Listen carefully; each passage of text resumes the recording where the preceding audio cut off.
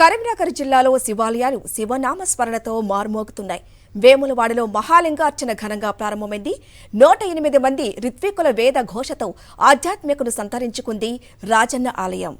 మరింత సమాచారం మా కరెస్పాండెంట్ రమణ అందిస్తారు. రమణ, ప్రస్తుతం అక్కడ భక్తుల కోలాహలం ఏ విధంగా ఉంది?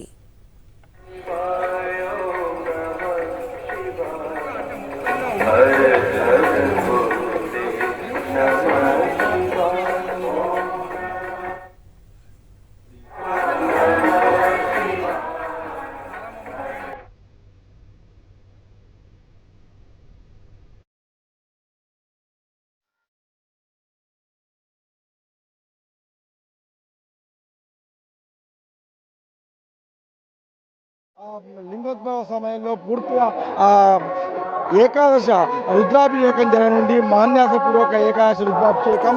దాంట్లో కూడా పెద్ద ఎత్తున పండితులు పాల్గొన్నారు. మరొక వైపు చూస్తే కనుక విజువల్స్లో చూడవచ్చు, పెద్ద ఎత్తున క్యూ లైన్లలో ఇంకా కూడా కొనసాగుతున్నది.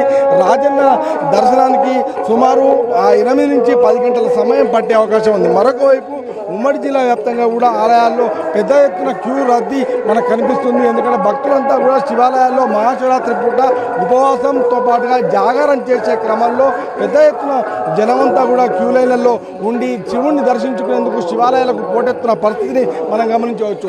మరొకవైపు అటు కాళేశ్వర ముక్తీశ్వర స్వామిని కూడా పెద్ద ఎత్తున దర్శించుకునేందుకు సామాన్య జనంతో పాటుగా వీవీఐపీలంతా కూడా వస్తున్న పరిస్థితి. మొత్తంగా మనకు శివాలయాలన్నీ కూడా పంచాక్షరి నామస్మరణతో, మరొకవైపు భక్తుల హరహర మహాదేవ అనే నినాదాలతో మారుమోగుతున్న సిచ్యువేషన్స్, దృశ్యాలను మనం చూడవచ్చు. ఎక్కడ చూసినా కూడా అవే రికార్డ్స్ మోగుతున్నాయి. మరొకవైపు దేదీప్యమైన విద్యుత్ కాంతుల వెలుగులతో మొత్తంగా శివాలయాలన్నీ కూడా ఒక పండుగ వాతావరణాన్ని పురస్కరించుకున్న పరిస్థితిని అయితే మనం చూడవచ్చు. మరొకవైపు ఇప్పటికీ కూడా అంటే ఈ రాత్రి నుంచి ఇప్పుడు సాయంకాలం నుంచి రాత్రి వరకు, ఉదయం వరకు కూడా పెద్ద ఎత్తున మరింత భక్తులు వచ్చే అవకాశం ఉంది. అయితే మేడారంలో సమ్మక్క సారలమ్మ జాతర కంటే ముందు రాజన్నను దర్శించు